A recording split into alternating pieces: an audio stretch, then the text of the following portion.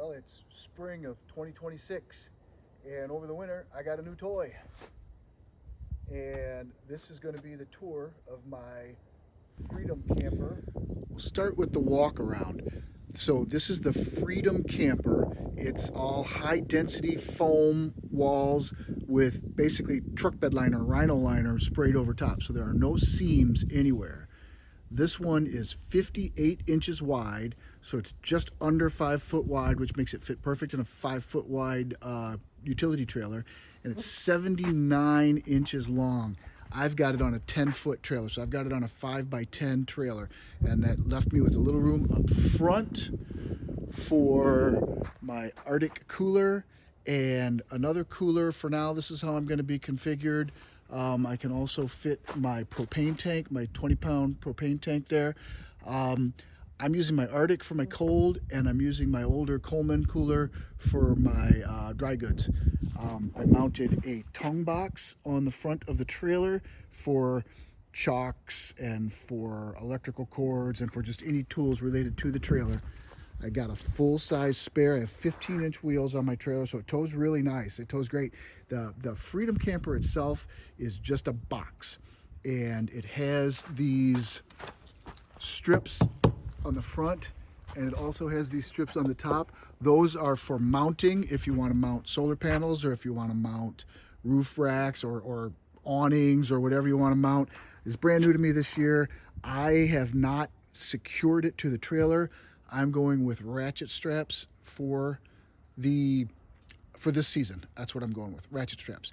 What you get from Freedom Camper is this box. It has 2 windows. It has these little ventilation ports right here, and it has a port in the back that you can run a power cable through. It's not wired. There's no galley. I didn't want any of that stuff. I'll talk a little more about that once I get the camper set up.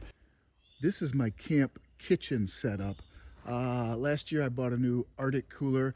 I toyed around with the idea of getting an electric refrigerator, but you know, if I put a bag of ice in that Arctic cooler, it'll get me 3 or 4 days of keeping my food refrigerated.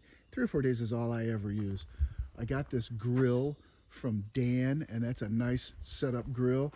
I can transport my 20-pound propane tank now, and that box is my kitchen, stores everything. In addition to the grill, that little black box, that is a burner. So the Arctic cooler is for refrigeratables, and I've taken this older Coleman cooler, and that's where I'm keeping things like bread and chips and things that don't need to be refrigerated. And I got the table. I like the idea of a camp kitchen that is separate from the camper. I looked at a lot of teardrops that had built-in galleys, and I don't want a built-in galley. I camp in bear country. I don't want my camper smelling like bacon. This little front area on the front of the camper, that's where I put the 2 coolers and the propane tank. They fit perfectly for transport.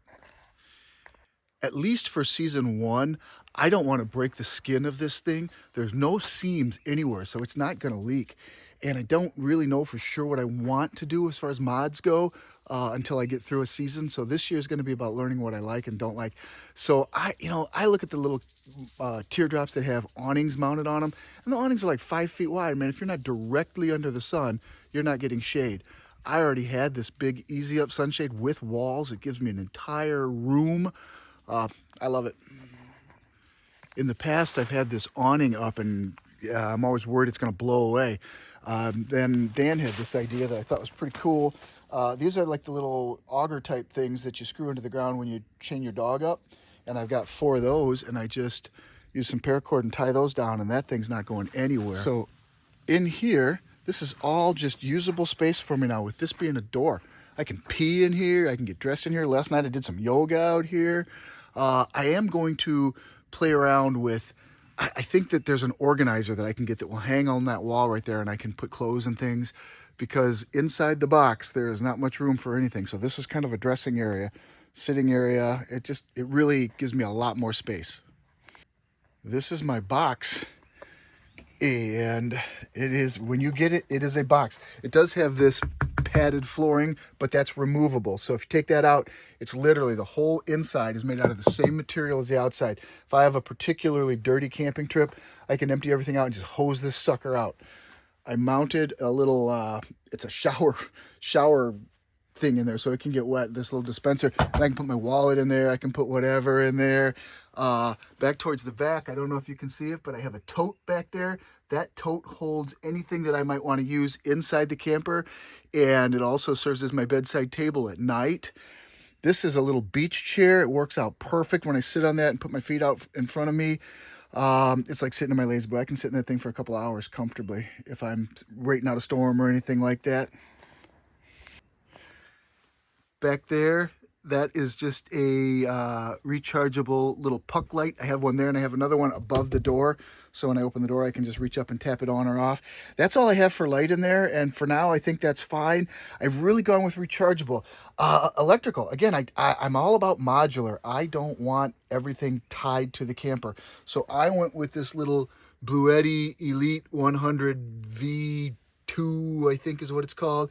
At any rate, I've got about 1,000 watt-hours of usable power, and most everything I have is rechargeable, so I don't have a bunch of wires running around in there. I just recharge everything. So there's a little port right here, and if you open that little port, you can run a power cord through it. So if I am someplace that has shore power, I can run on shore power. I have a 50 amp plug and a 30 amp plug, so I can plug into campground power and run a cord through and run off of electric if I'm someplace that has electric.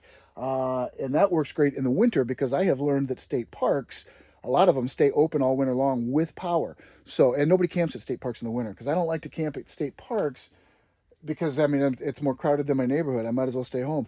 But in the winter, there's hardly anybody at state parks, and I can plug into their shore power.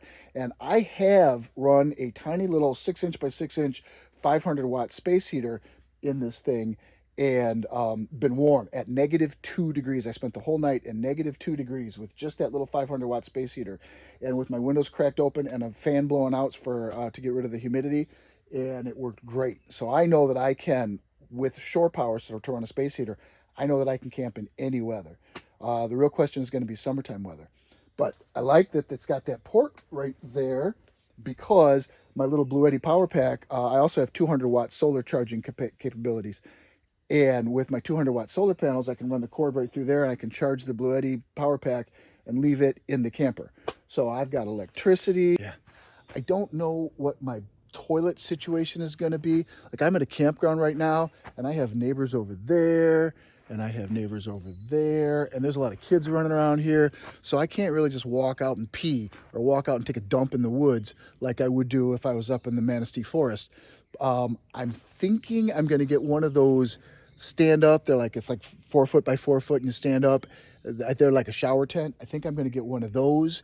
And I think that I'm going to go with the 5 gallon bucket that has a toilet seat on it.